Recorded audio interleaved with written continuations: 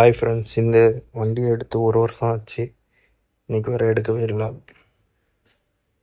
இப்போ பாருங்கள், இதை எப்படி ஸ்டார்ட் பண்ணி வைக்க போகிறோம் பார்க்கலாம். பாருங்கள், பேட்ரி ஃபுல்லாக லோவாக இருக்குது.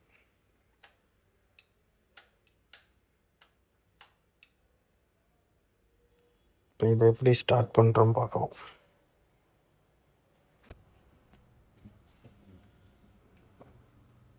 பாருங்கள், நமக்கு இங்கே லைட் எரியுது, ஆனால் ஸ்க்ரீன் தான் வர மாட்டேங்குது. ஆஃப் பண்ணுறேன், இப்போ ஆன் பண்ணால் லைட் எரியுது,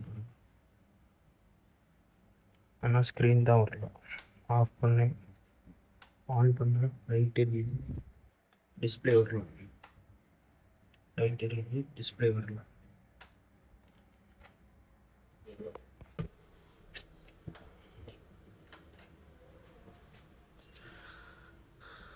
இதில் இதை ஓப்பன் பண்ணணும்.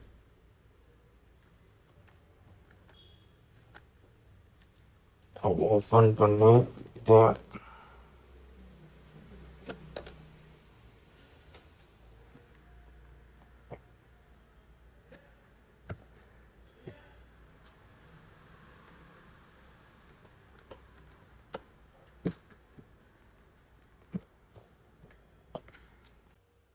இதில் பாசிட்டிவ், நெகட்டிவ். இதை சார்ஜ் பண்ணாதான் இங்கே லைட் எரியும். அப்படியே லைட் எரியலைன்னா இந்த ஃபியூஸில் தான் ப்ராப்ளமாக இருக்கும்.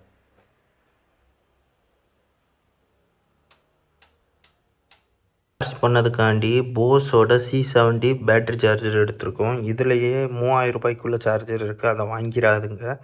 அது பைக் மட்டும்தான் சார்ஜ் பண்ண முடியும். அதில் ரிப்பேர் ஃபங்க்ஷன் நிறையானா கிடையாது. இதில் எல்லா ஃபங்க்ஷனும் இருக்கும். அதை பற்றி நான் ஃபுல்லாக இந்த வீடியோவில் சொல்கிறேன். ஃபஸ்ட் இதை ஓப்பன் பண்ணிக்கலாம்.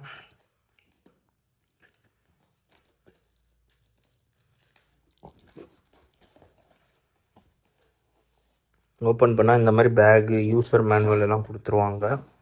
நான் ஆல்ரெடி இதை வச்சு காரெல்லாம் சார்ஜ் பண்ணியிருக்கேன். ஆப்ரேட்டிங் இன்ஸ்ட்ரக்ஷன் எல்லாம் கொடுத்துருவாங்க. இதெல்லாம் நம்ம அவ்வளோ படிக்க வேண்டாம், இதெல்லாம் ஈஸி தான். இது இருக்க எல்லாமே, இந்த புக்கில் இருக்க எல்லாமே நான் உங்களுக்கு சொல்லி கொடுத்தேன், படிச்சுட்டேன்றது.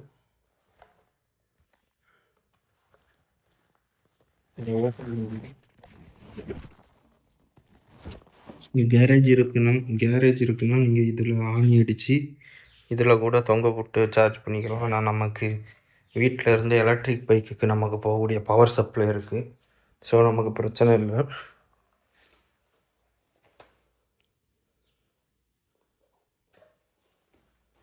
இப்போ பார்த்தீங்கன்னா C70 இது என்ன ஃபங்க்ஷன்னா, இது ரிக்கவரி. ஆர்னா ரிக்கவரி, ரிவர்ஸு. இது ரிப்பேரு. இது மூணுமே சொல்லிக்கலாம். ஸோ அதில் ஒன்றும் இல்லை. இது ஆன் பண்ண இல்லை லைட் எரியும். 12 வோல்ட் பைக்குக்கு, காருக்கு, லாரிக்கு. ஏஜிஎம்னா குளிர் காலத்தில் உறைஞ்சி போன பேட்ரிக்கு. குளிர் சில இடத்துல ரொம்ப கோல்டு இடம்லாம் இருக்கும், காஷ்மீர், அங்கெல்லாம் சார்ஜ் பண்ணக்கூடியது ஏஜிஎம். இந்த ப்ளஸ் ஆர் மைனஸ் தப்பாக நம்ம வச்சா கூட இதில் இண்டிகேஷன் வந்துடும். இதில் எத்தனை % சார்ஜ் ஆகிருக்குன்னு தெரியும். வேறு எந்த சார்ஜ்லையும் தெரியாது. ப்ரைஸ் கம்மியான சார்ஜரை வாங்கிடாதுங்க, வேஸ்ட்டு. அதுக்கு தான் இந்த சார்ஜ் சஜஸ்ட் பண்ணி இதை நம்ம வீட்டில் இருக்க ப்ளக் பாயிண்டில் சொல்லிக்கணும்.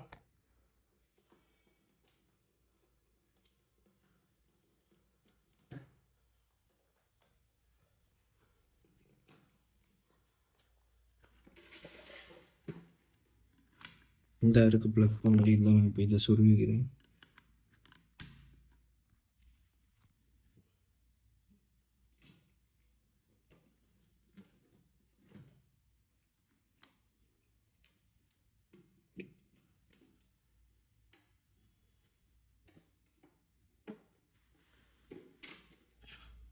இந்த ப்ளக் பாயிண்டில் கனெக்ட் பண்ணியாச்சு. ஸ்டாண்ட் பைனா ஆன் ஆகிட்டுன்னு அர்த்தம்.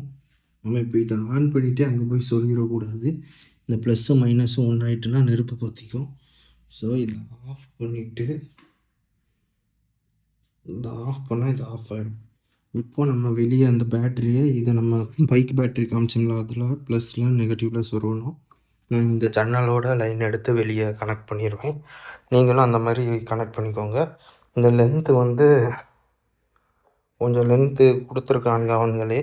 இந்த லென்த்தை கணக்கு பண்ணி நீங்கள் கனெக்ட் பண்ணிக்கோங்க. இல்லைனா எக்ஸ்டென்ஷன் கேபிள் மூலமாக 2 பின் சாக்கெட் தான், ஸோ ப்ராப்ளம் இல்லை. எக்ஸ்டென்ஷன் கேபிள் மூலமாக பண்ணிக்கோங்க. ஆன்லைன்லேயே கிடைக்கும் எக்ஸ்டென் கேபிள். 2 ப்ளக்னால பிரச்சனையும் இல்லை, நிறைய 2 ப்ளக் இருக்கும் ஆன்லைனில். சரி, நான் இப்போ இதை கனெக்ட் பண்ணிவிட்டு சார்ஜிங் எவ்வளோ நேரம் ஆகுதுன்னு நான் சொல்கிறேன். இப்போ வெளியே போய் கனெக்ட் பண்ண போகிறேன். வாங்க, இதை எடுத்து இதில் ப்ளக் பண்ணிக்கணும்.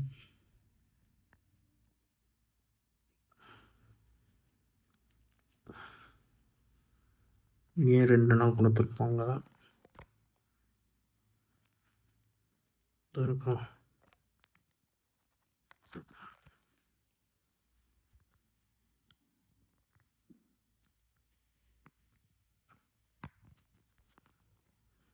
இந்த மாதிரி கனெக்ட் பண்ணிக்கணும்.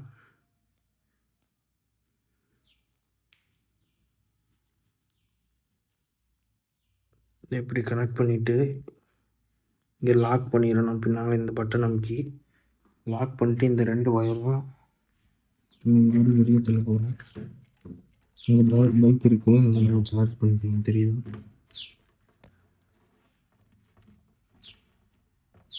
இப்போ நான் இதுலேருந்து அங்கே வெளியே போய் காமிக்கேன் எப்படி கனெக்ட் பண்ணணும்னு. வெளியே போய் காமிக்கேன் எப்படி கனெக்ட் பண்ணணும்னு. இப்போ பார்த்தீங்கன்னா தெரியும், நம்ம இதில் கனெக்ட் பண்ணியாச்சு. கனெக்ட் பண்ணி இதில் இப்போ ஆன் பண்ண போகிறோம். ஆன் பண்ணி பைக்கில் கனெக்ட் பண்ணியாச்சு ஆல்ரெடி.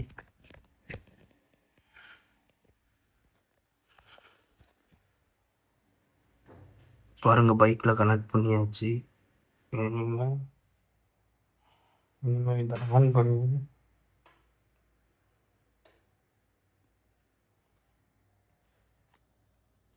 இப்போ ஸ்டாண்ட் பையில் இருக்குது.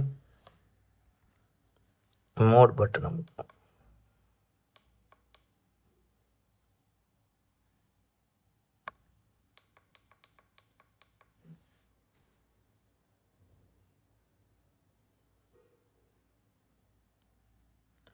ஸ்டாண்ட் பைனா ஆன்னு அர்த்தம்.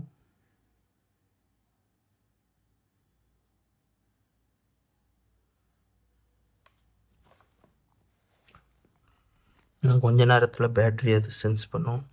இப்போ பாருங்கள், இது வந்து ஸ்டாண்ட் பையில் இருக்குது. இப்போ நம்ம வந்து சார்ஜ் போட போகிறோம். லாங் ப்ரெஸ் பண்ணணும். 12 வால்ட் வந்துட்டு 25ல் இருக்குது பாருங்கள்.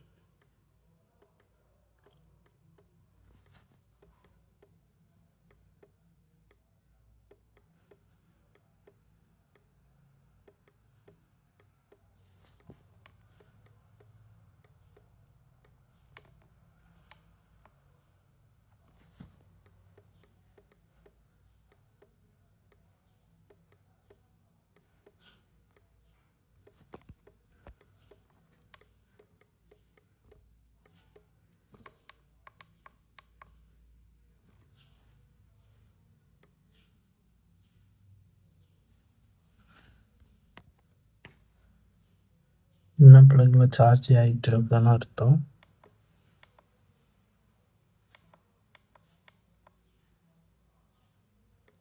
ஆறுனா ரிப்பேர்.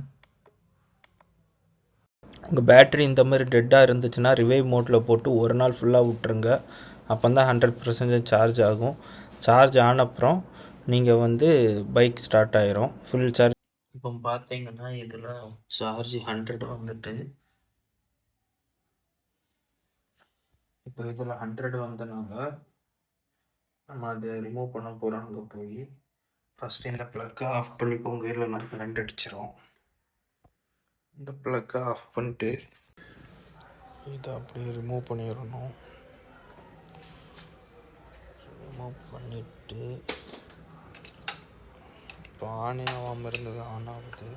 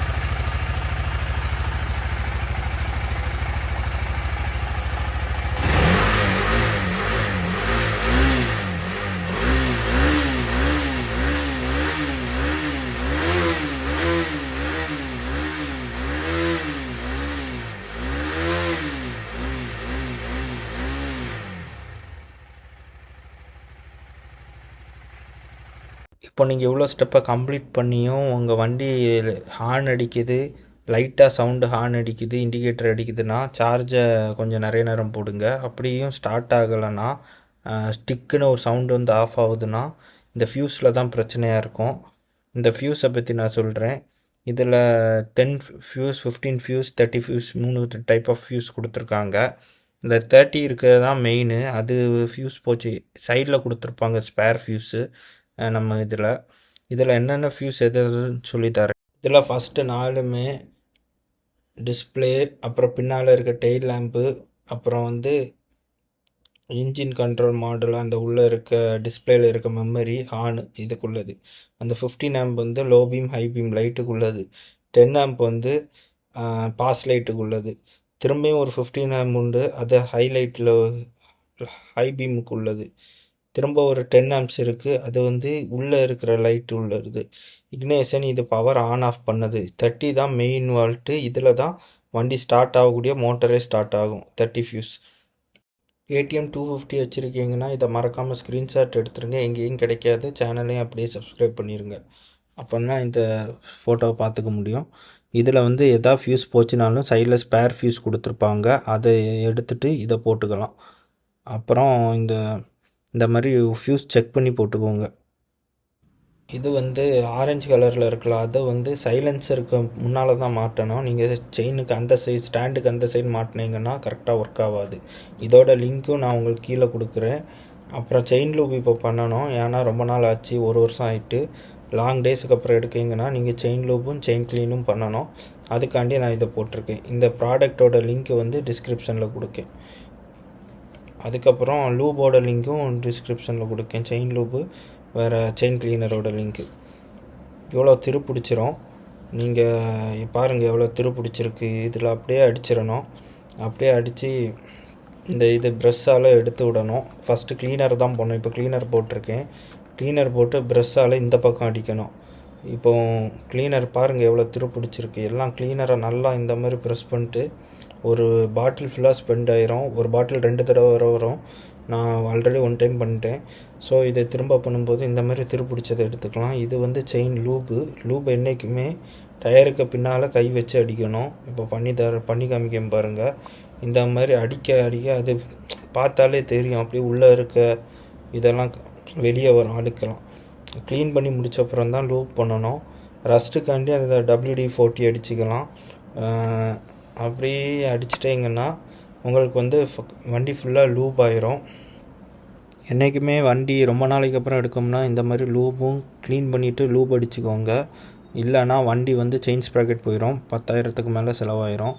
அதனால் லூப் அடிச்சுட்டு இதோட லிங்க், இந்த லூபு மோட்டார் பிராண்டோடது, இதோட லிங்க் எல்லாம் தரேன், டிஸ்கிரிப்ஷனில் இருக்குது. அது மூலமாக வாங்கினீங்கன்னா உங்களுக்கு டிஸ்கவுண்ட் வரும். இனிஷியலாக நீங்கள் பே பண்ணாலும் அப்புறம் கேஷ்பேக்காக உங்களுக்கு அமேசான் பேயில் வந்துடும். அதை வச்சு நீங்கள் திரும்ப அதர் ப்ராடக்ட் பர்ச்சேஸ் பண்ணிக்கலாம். இந்த லிங்க் மூலமாக நீங்கள் பர்ச்சேஸ் பண்ணிங்கன்னா ஸ்பெஷலாக எனக்கு 2%லேருந்து 10% வரை உங்களுக்கு கேஷ்பேக் வர வாய்ப்பு இருக்குது. ஸோ மறக்காமல் அந்த லிங்கை கிளிக் பண்ணி வாங்கிக்கோங்க. அப்புறம் என்னென்னா இதுக்குள்ள லிங்க்கு, உங்களுக்கு சார்ஜரோட லிங்க்கு, வேறு லூபோட லிங்க்கு, வேறு இந்த WD-40 எதுக்குன்னா வண்டி திருப்பிடிச்சிடலாம், அதை திருப்பிடிக்காமல் இருக்கிறதுக்கு. லூப் பண்ணிட்டு இதையும் ஒரு ரவுண்ட்ஸ் மேலே அடித்தீங்கன்னா கொஞ்சம் நல்லாவே இருக்கும். ஸோ இதை எல்லாத்தோட லிங்க்குமே நான் டிஸ்கிரிப்ஷனில் கொடுத்துருக்கேன், கமெண்ட் பாக்ஸில் பின் பண்ணியிருக்கேன். மறக்காமல் சேனலில் லைக் பண்ணி ஷேர் பண்ணி சப்ஸ்கிரைப் பண்ணிடுங்க. Thanks friends. அடுத்த வீடியோவில் பார்ப்போம்.